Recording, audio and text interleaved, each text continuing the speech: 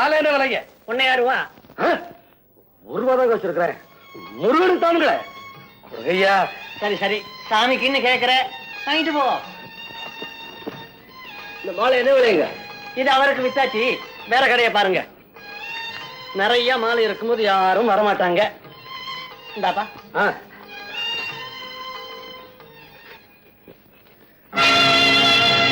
ஐயோ, என்னையா வச்சிருந்த படத்தை காணுங்க, வழியில தொலைஞ்சு படிச்சு போல இருக்கு.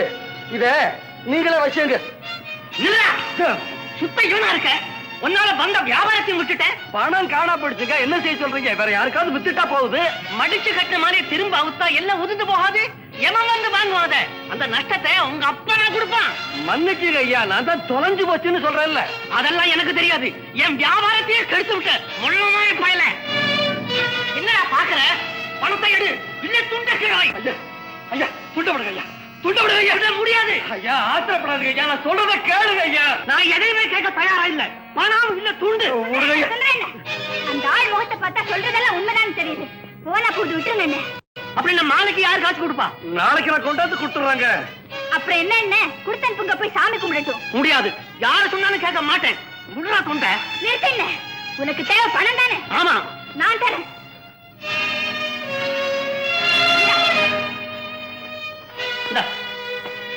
என்ன இங்க வேடிக்க போக. அம்மா, நீங்க நல்லா இருக்கணும்மா. இந்த உதவியை நான் மறக்கவே மாட்டேன். நீங்க கொடுத்த பணத்தை நிச்சயமா திருப்பி கொண்டாந்து நாளை கொடுத்துறேன். நான் வரேம்மா.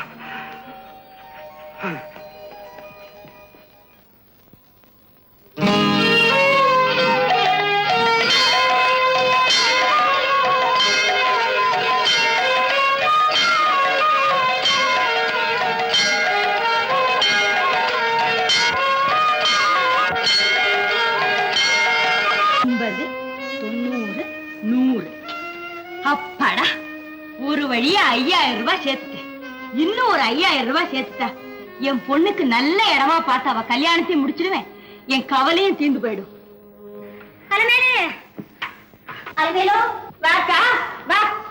கடைசியா இதையும் அடை வைக்க வந்துட்டியா?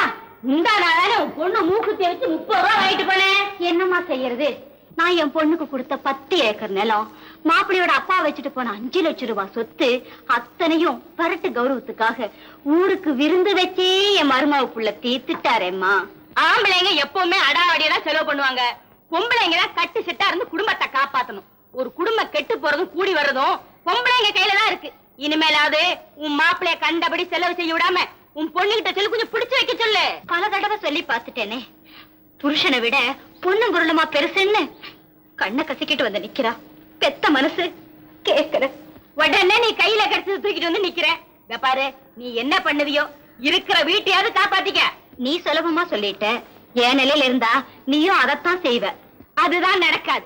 அப்படியே ஒரு ஊதாரி எனக்கு மாப்பிள்ளையா வந்தாலும் நான் என் பொண்ணை முடுக்கிற முடுக்கல அவனை 3 நாள்ல அடக்கிடுவேன். ஏதோ நமக்கு வேண்டியவங்களாச்சே அப்படின்னு மனசுல பட்டதை சொன்னேன். நீ ஒண்ணும் தப்பா நினைச்சுக்காத. சரி சரி, இந்த பொட்டிக்கு எவ்வளவு வேணும்? ஒரு 200 ரூபாய் கூட.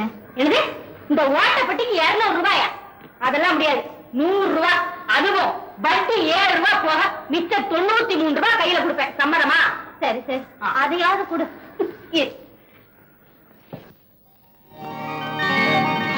93 ரூபாய். வரேம்மா. பள்ளி சைக்கியமா இருக்கியாமா? நல்லா இருக்கேன். வரேம்மா. நீ எப்படி வந்த? ரொம்ப நேரம் ஆச்சு. ஏம்மா, அவங்க ஏதோ கஷ்டத்துக்கு அடகு வைக்க வந்தா நீங்க அவங்க குடும்பத்தையே ரெண்டாக்கிடுவீங்க போல இருக்கே. ரெண்டாக்க இல்லடி, அவங்க குடும்பத்துல நிம்மதியை உண்டாக்கத்தான் உபதேசம் பண்ணேன். உனக்கு தான் சொல்லி வைக்கிறேன். வர்றவன் கொஞ்சம் அப்படி இப்படி இருந்தாலும் நீ புத்திசாலித்தனமா நடந்துக்கணும். அப்பதான் இந்த உலகத்துல பழைக்க முடியும். ஏன் என்னைய எடுத்துக்க. ஏன் உங்க அப்பாவும் தானம் தர்மம்னு பரம்பரை சொத்தை பூரா அழிச்சாரு. ஆனா குடும்ப செலவுக்குன்னு குடுக்கறதுல உங்க அப்பாவுக்கும் தெரியாம கொஞ்சம் கொஞ்சமா எடுத்து இறுக்கி பிடிச்சதுனாலதான் அவர் போனதுக்கு அப்புறம் அதை வச்சு வட்டி வாசிக்கு கொடுத்து வாங்குறேன். உனக்கு ஒரு பூக்கடையை வச்சு கொடுத்தேன். சரி சரி, கடை கணக்க கொண்டா. இந்த 89 ரூபாய். என்னது 89 ரூபாயா? ஏண்டி 1 ரூபாய் குறையுது? கடன் கொடுத்திருக்கேம்மா. கடனா? ஈட என்ன வாங்கினேன்? நம்பிக்கைதாம்மா. ஐயோ, வலி தாங்க முடியலையே, நான் என்ன பண்ணுவேன்? முருகா முருகா, ஐயோ ஐயோ ஐயோ. என்னங்க, என்ன பண்ணுது? தீராத வயிற்று வலிங்க. எல்லா டாக்டர் கிட்ட போயிட்டேன். எவ்வளவோ மருந்து சாப்பிட்டு குணமாகாம இந்த டாக்டர் கிட்ட வந்திருக்கேன். முருகா முருகா. என்னங்க, மூச்சுக்கு 300 தடவை முருகன் பெற சொல்றீங்களே? அவன் தானுங்களே என் தெய்வம். அப்ப அவனை முழுசா நம்புறீங்களா? ஆமா ஆமா, அவனை விட்டா எனக்கு வேற கதி எதுங்க? அப்போ ஒண்ணு செய்யுங்க, மருந்து மாத்திரை எல்லாம் மறந்துட்டு அவனையே பரிபூரணமா நம்புங்க. உங்க வயிற்று வலி சீக்கிரமா குணமாயிடும். ஐயோ, மருந்து சாப்பிடலன்னா நான் செத்து போயிருவேனுங்களே. முருகா முருகா இல்லைங்க, அப்ப நான் நினைச்சது சரியாத்தான் போயிடுச்சு. மருந்து மாத்திரையை நம்புற அளவுக்கு நீங்க என் முருகனை நம்பல, அப்படித்தானுங்களே? என்ன யோசிக்கிறீங்க? அப்ப நான் சொன்னது உண்மைதானே? என்னங்க? உண்மைதாங்க, உண்மைதான். முருகா, உன்னை நம்பாம மடத்தனமா நான் இங்க வந்துட்டேன். என்ன மன்னிச்சிரு முருகா, என்ன மன்னிச்சிரு. இனிமே எனக்கு நீதான் கதி. முருகா முருகா முருகா முருகா. ஐயா, இதுக்கு மேலே உன்னை இங்க வச்சிருந்தா என் பழப்பு கட்டணும். நீ வேற இடம் பாத்து. ஐயா, நான் ஒண்ணு போ வெளியே, போட வெளியே. ஐயோ, இதுல வேட்டி வேற. நான் வேட்டி பாப்பறா இல்ல வியாபாரத்தை பாப்பனா? ஜெய் பஜ்ரங் பலி.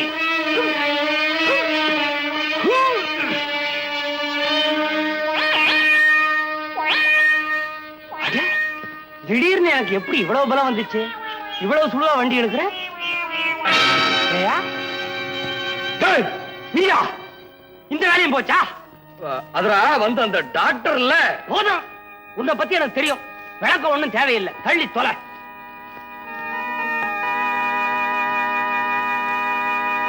புதன்கிழமை இன்னைக்கு தானே 15 தாரு அனுப்பிச்சு விடுறேன். போங்க. என்ன பொண்ணா, தனியா வந்துகிட்டு இருந்தவன் இப்போ உதவிக்கு ஆள வேற வச்சுக்கிட்டியா? கை ஏறி போச்சா? எனக்கு கையேறி போச்சுன்னு நீயா சொல்ற? உன்னை பத்தி எனக்கு தெரியாதா? ஒரு காலத்துல வெள்ளப்புறாவுக்கு பச்சை பெயிண்ட் அடிச்சு கிடின்னு வித்தவன் நீயே. அதெல்லாம் இப்ப ஏன்பா? இந்த வாரியா, எனக்கு ரொம்ப வேண்டப்பட்ட சிநேகிதன் வேலை இல்லாம சும்மா இருக்கிறான். உனக்கு தெரிஞ்ச இடத்துல வேலை தானே. வேற என்ன? கல்லு உடைக்க நிறைய ஆள் தேவைப்படுதுன்னு மேஸ்திரி சொன்னாரு. எங்கய்யா? முருகன் கோவில் திருப்பணிக்கு. முருகன் கோயில் திருப்பணியா?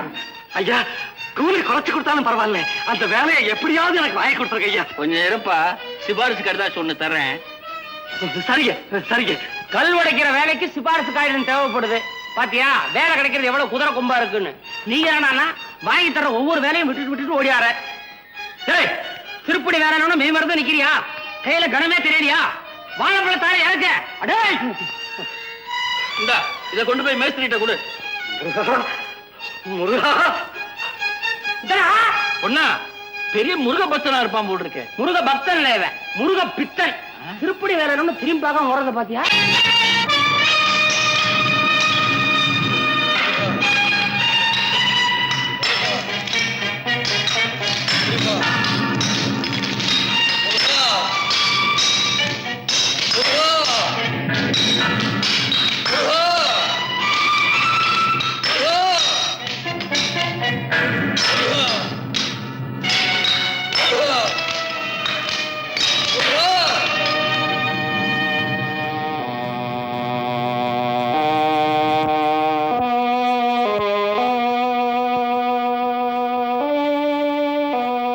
நான் கையெழுத்து போடுவேங்க. கையெழுத்து போடுவியா? இந்தா. என்னடா பாக்குற? கையெழுத்து போடு. என்னங்க இது, 3 ரூபாய் கொடுத்துட்டு 5 ரூபாய் கையெழுத்து போட சொல்றீங்க? இப்ப போடுறியா இல்லையா? முடியாதுங்க. டேய், அதான்டா இங்க பழக்கம். பேசாம கையெழுத்து போட்டு பணத்தை வாங்கிட்டு போ. நான் போட மாட்டேங்க. இது அக்கிரமம், அநியாயம். கோயில் திருப்பணிக்குன்னு பணத்தை வசூல் பண்ணி இப்படியா பகல் கோள் அடிக்கிறது? நான் இதுக்கு ஒத்துக்க மாட்டேங்க. இந்தாடா 5 ரூபாய், கையெழுத்து போட்டு போ.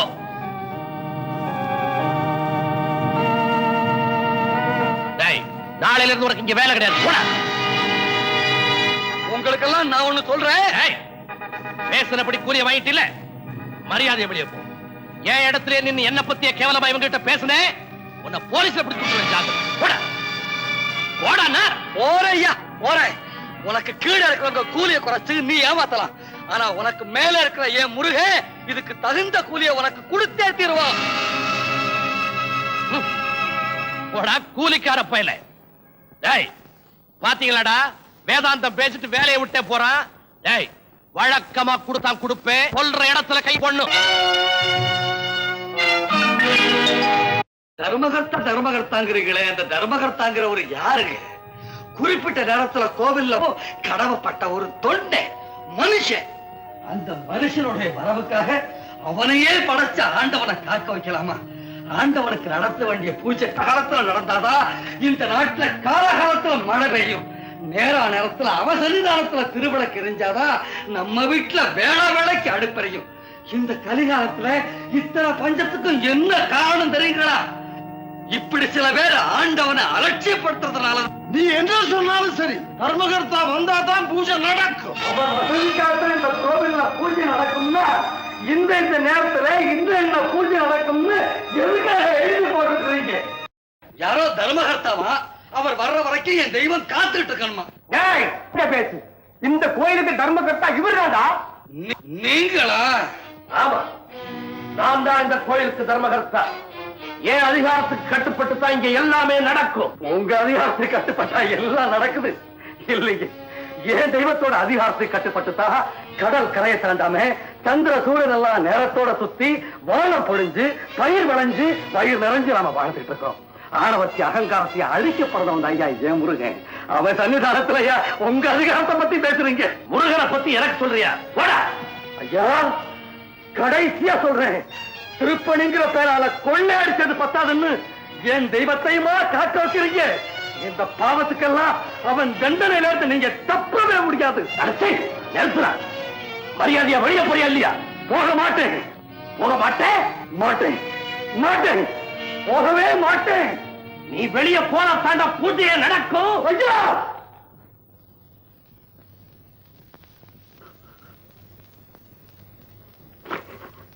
போறேன் போறேன். ஆனா உங்களுக்கு பயந்துகிட்டு இல்லை, என் தெய்வத்துக்கு பூஜை நடக்கணுமே அதுக்காக.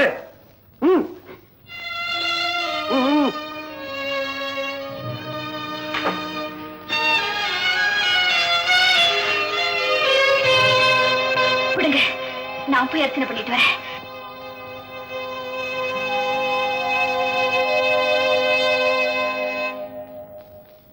இந்தடா, உன்னை பொறுத்த வரைக்கும் நான் ஒரு முடிவு எடுத்துட்டேன். என்ன? நாளையில இருந்து நீ வெளியே எங்கேயும் வேலைக்கு போக வேண்டாம், என் கூடவே இரு. கை வண்டியை மாறி மாறி இழுத்தோம்னா நம்ம வண்டி ஒழுங்கா ஓடும். சரி, வந்து நாளைக்கு மட்டும் என்ன விட்டுடு. ஏன்?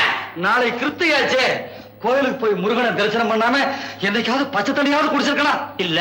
அதனாலதான் சொல்றேன், விரத நாள் அன்னைக்கு வேலையை ஆரம்பிக்க வேண்டாம்னு. நாளைக்கு மறுநாள் வச்சுக்கோமே. நாளைக்கு மறுநாள் ஞாயிற்றுக்கிழமை எவன் சரக்கு ஏத்துவான் வண்டியில? ஒண்ணு பண்ற, வண்டியில உன்ன உட்காத்தி வச்சு கொஞ்ச தூரம் நான் இழுக்கிறேன், அப்புறம் என்ன உட்காத்தி வச்சு நீ கொண்டாந்து எடுத்து இப்படி விட்டுடு. கித்திக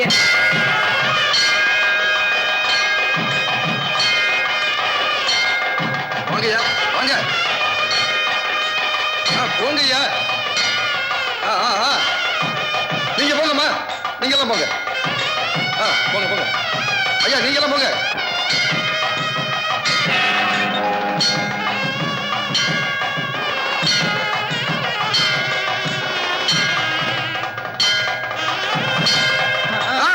ஓய்யா போங்கம்மா போங்கம்மா வாங்க.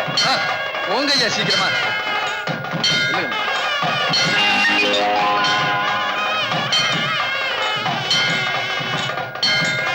வாங்க வாங்க, சந்தன காப்பு சௌரியமா தரிசனம் பண்ணிட்டு வாங்க. இல்லைங்கய்யா, இல்லையா, என்ன அவசரம்? என்னங்க ஐயா அது? வேண்டியவங்களா பார்த்து பார்த்து உள்ள அனுப்புறீங்களா ஐயா? வேண்டியவங்க இல்லையா, இந்த கோயில் திருப்பணிக்கு இவர் 10,000 ரூபாய் நன்கொடை கொடுத்தவர்.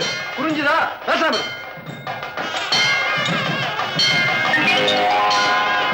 வாங்க வாங்க, சந்தன காப்பு சௌரியமா தரிசனம் பண்ணுங்க. இல்லையா, என்னையா அது அக்கிரமமா இருக்குது? காலையில இருந்து எங்களெல்லாம் நிக்க வச்சுட்டு வசதி உள்ளவங்களையே அனுப்பிட்டு இருக்கிறீங்களே, நியாயமா அது? என்னையா கோயிலுக்குள்ள என்ன சத்தம்? ஐயா, கவனிக்கிற சாம்பசிவம் வந்தாருங்க, உள்ள அனுப்பிச்சேன். அதுக்கு இவன் வேணும்னே விதண்டாவாதம் பண்ணி வம்புக்கு இருக்கிறாருங்க. இவன் தகராறு பண்றதுக்குன்னே வரவனாச்சே.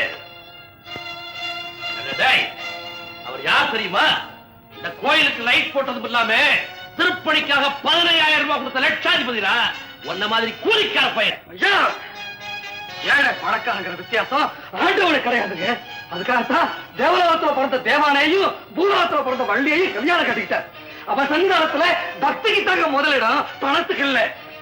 செய்த பாவத்துக்கு மன்னிப்பு கேட்க வேண்டிய இடமே கோவில் தானே. அந்த கோயில்லையே இவ்வளவு பாவத்தை பண்றீங்களே ஐயா. இப்படி கோயில்களை எல்லாம் வியாபார ஸ்தலங்களா மாத்துறதுனாலதான் இந்த நாட்டுல நாஸ்திகம் உருவாயிடுச்சு. அடச்சை, நேற்றாவும் பிரசங்கத்தை நேற்றே ஒண்ணு உதச்சு அனுப்பி இருந்தா இன்னைக்கு இங்க வந்திருக்க மாட்டேன். இனிமே இந்த கோயில் பக்கம் மட்டும் இல்ல, இந்த ஊர் பக்கமே நீ தலை கட்டக்கூடாது. போவடிய வெளியே போடா. ஐயா இந்த வாயாளி தாயை தூக்கி வெளியேறீங்களா? ஐயா ஐயா ஐயா ஐயா